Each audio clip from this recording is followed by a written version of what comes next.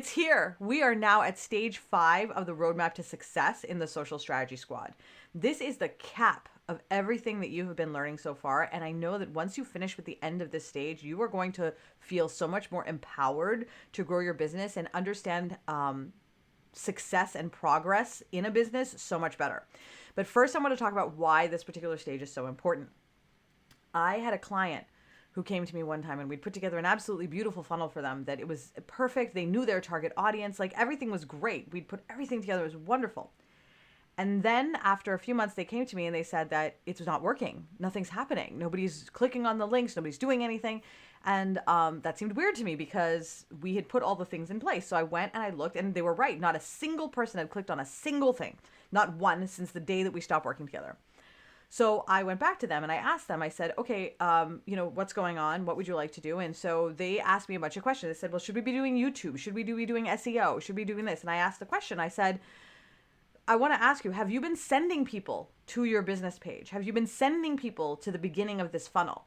And they said, no, they haven't been sending anyone there. And I said, well, people are not going to just find you on social media and just go through, because there is this belief system. They are not alone in this, that once you set up your funnel, that now it's ready on social and that social will do all the work for you. And so this is a big, big problem for business owners because you can set up the most perfect funnel in the world that will literally move people all the way into shopping with you and they will buy from you, no problem.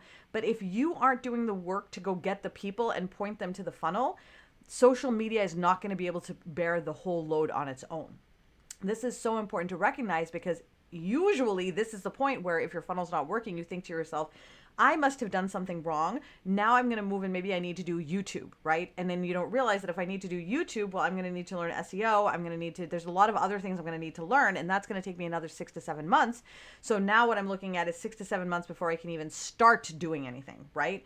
As opposed to you have this funnel that's in place already that's perfect and that will work.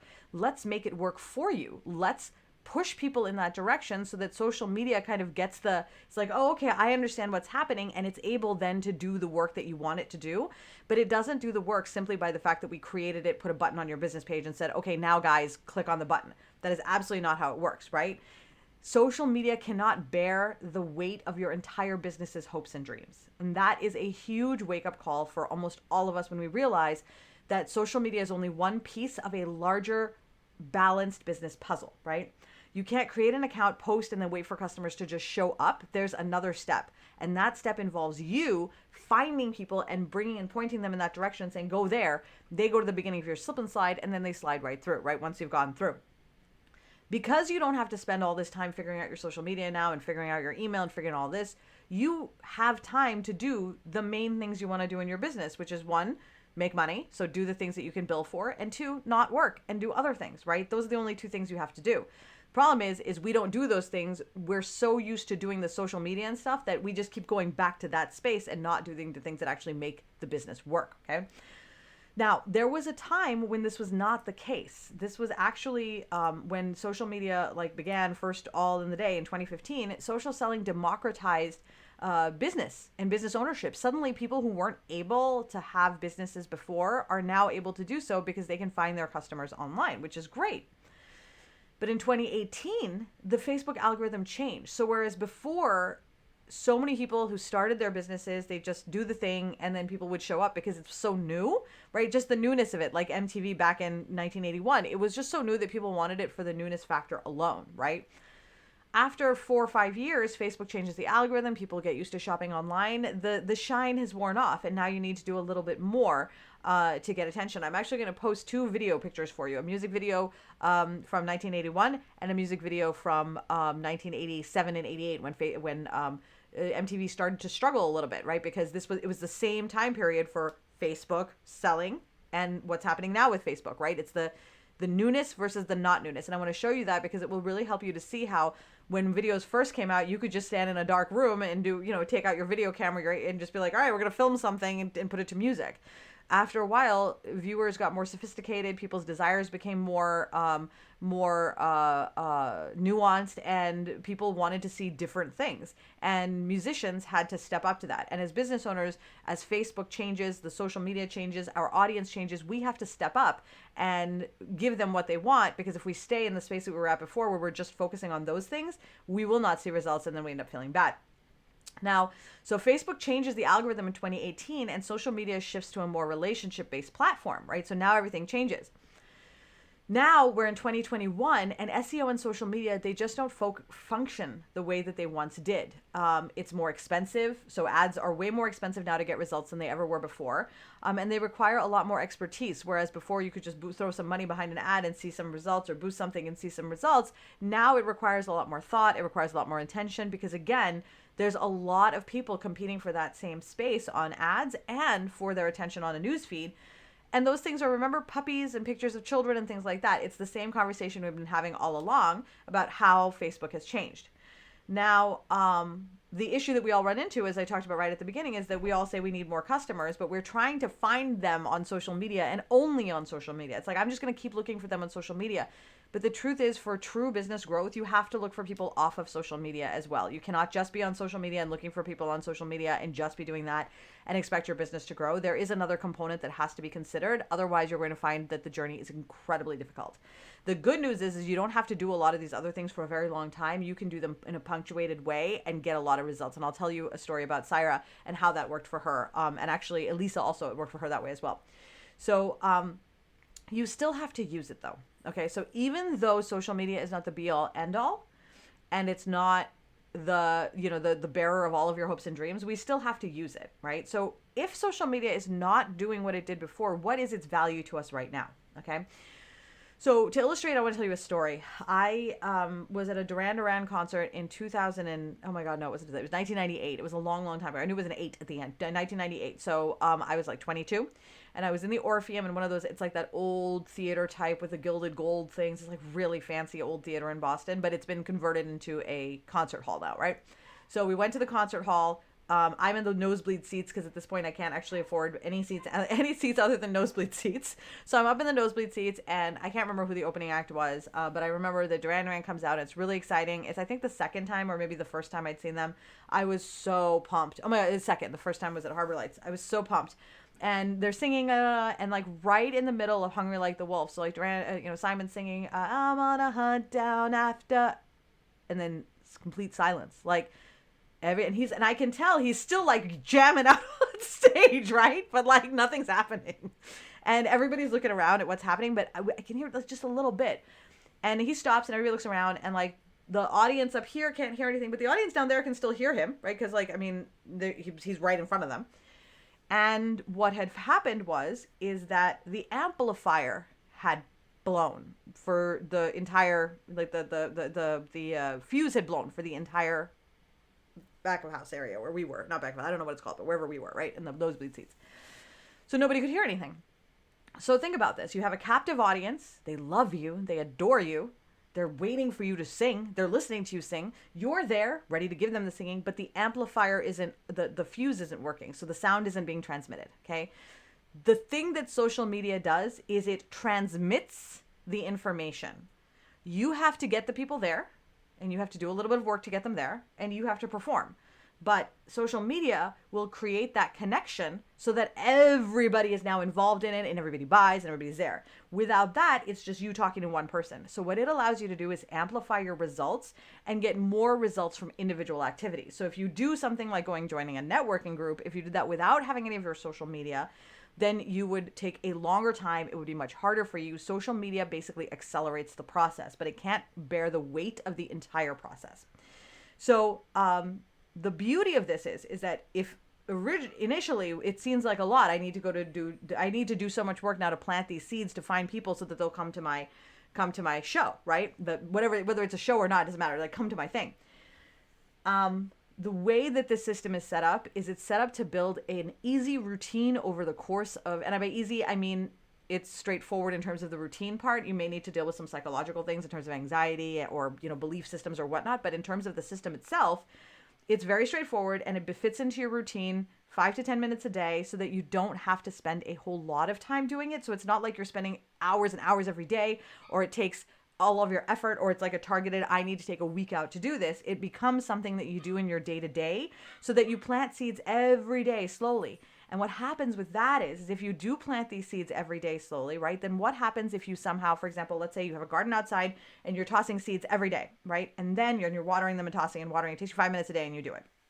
And then one day you get sick and you're like, oh my God, I feel terrible. I can't get out of bed. I'm going to sleep. You're not going to think to yourself, I'm never going to be able to eat again because I didn't get outside and plant my seeds, because you know that there's seeds growing outside right now, that missing 1 or 2 days isn't going to hurt anything because you've been planting the seeds all along. You'll still be able to eat. Everything will be fine. It is the difference between a hunter society and a gathering society. It's a gardening society. It's a difference between a hunting perspective and a gardening perspective. If you're hunting, you're always looking for the next hunt, and your food, your next meal is always going to depend on how good you're feeling now to kill the thing to get the thing, right? So that's a very anxiety provoking type of business strategy. The other type of business strategy, which is the one that I subscribe to, is the gardening version, where you basically plant seeds consistently as part of your routine so that you can stop when you want to, you can pick up when you want to, they bear fruit at different times, and it creates an engine so that your overall day-to-day experience is more enjoyable and you don't feel like you're constantly chasing customers because you know that you're planting seeds regularly. This is the powerful, powerful part about doing social media and business in this way. In this particular training, you're going to learn how to get those seeds planted, but do not try to do all the things we talk about in this particular section. There's like a lot of things in this section that you can do to grow your business. I don't want you to feel like you have to do all of them right now. When you discover you have problems in your business, that's a really good time to watch this stage again and come back and say, okay, like, you know what, I've watched this. I think I'm going to do Facebook groups. I think I'm going to do that to grow, right? It gives you the opportunity to say, that's how I can grow right now, or that's how I can grow right now, rather than wondering what you need to do next so that you can grow your business and find more people.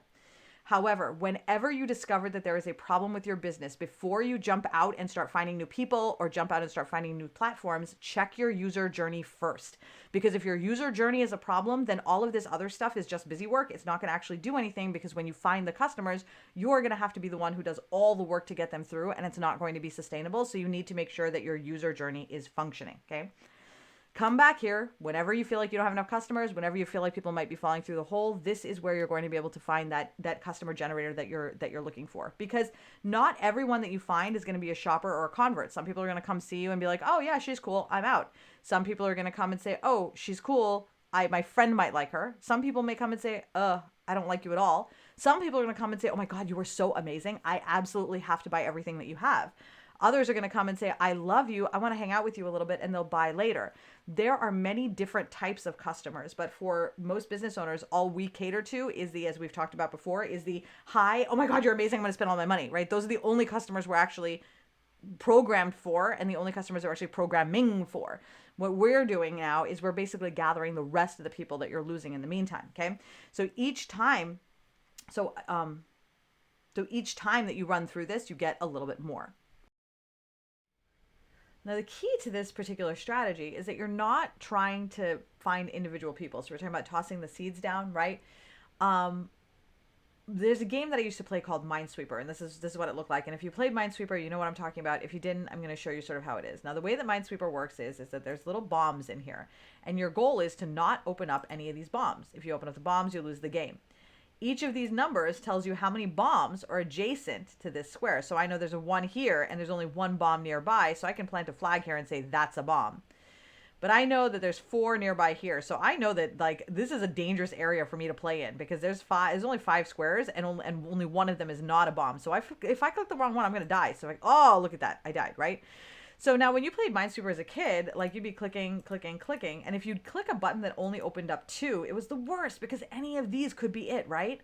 But you loved opening up sections like this that would just open up these big swaths, because you'd be like, oh my God, look at this whole area I have to work with. It was delicious, right? Like I'd love opening, I wouldn't even play a game if it didn't start with that big swath, because then I can be like, okay, this is probably a mine. This one only has 1 next to it, so I know that this is the mine, but this one isn't. Right? This probably has a mine. This probably doesn't, so I'm going through basically and I'm collecting it, right? When you are going through when you're finding new people, the way that a lot of us go and find new people is we find it, that was a great one, is find it just one by one. We talk to one person, we talk to another person, we talk to another person. But like, this is a really anxiety provoking way to do it, because any minute you could talk to somebody or make a mistake that's going to blow up your business, right? This is how we approach our business, is every square we open is, oh my God, I'm afraid, right? The way that this system is set up is you're really looking for what I call linchpin, or I call them social lionesses. These are people in their social group who they tend to be leaders of the pack. People tend to follow them. If they say something, they're influencers, micro influencers. Like, they have like 5-10 people who follow them. Maybe they have 20-30, but these are their large friend groups who, when they do something, everybody kind of follows along, right? And the people that when I'm thinking about this, who I'm talking about. You probably knew people like this in school. You may even be a person like this now. You may know someone like that right now. When you find those people, it's so much easier, because then look at how many, like, this huge swath of area that you opened up. Like, now this is just nothing but opportunity. Give me all this opportunity, right? So when we're planting our seeds, what we're really doing is we're definitely connecting with these one-on-ones, which is absolutely great. But we are also looking for those social lionesses who are going to open up these big areas that then give us the opportunity to grow in a larger way, very quickly, right? So, like, as opposed to having to do this one at a time. Look at that, the bomb, right? So that's generally how this is set up. You're looking for those linchpins. And the way that you do that is simply by throwing the seeds out, and some seeds will grow and it'll be a little seedling, a little planty thing, not a lot, but then others will flourish and end up growing entire bushes and gardens, and bring other gardens with them, and create these huge communities that you didn't even know would exist, which is why we plant the seeds slowly over time, because you never really know which one of those is going to be that linchpin. The way that most marketing companies do it is they throw money at that problem. So they figure if they throw enough money at it, eventually the money is going to hit the right person, and that person's going to open up those big pockets of areas. We're doing it the same way. We're just we're doing the same thing, but using a different technique. The key thing to keep in mind is that you're not just throwing darts at whatever it is that's out there. I'm just going to throw a dart and see what it hits. We're going to find people in very specific ways, rather than simply just looking for anyone who happens to get hit by a dart. We're going to target your people specifically in the following lessons. We're going to look in Facebook groups. We're going to look in local networking groups. We're going to talk about how to use blogs and podcasts and PR to find more people. We're also going to talk about how to compliantly use your personal profile for sales, and touch upon additional options that exist online only for people who want to set up their Facebook and then don't want to use their Facebook again, like my client Katie, who really doesn't like using Facebook. So she set it up and kind of just leaves it and does it when she wants to. She's not super focused on it. You are going to learn how to provide value in each of these spaces so that you are enticing people to your business. Now, there's no homework for this section. So what I want you to do now is head over and you're going to watch how to use your personal profile for sales.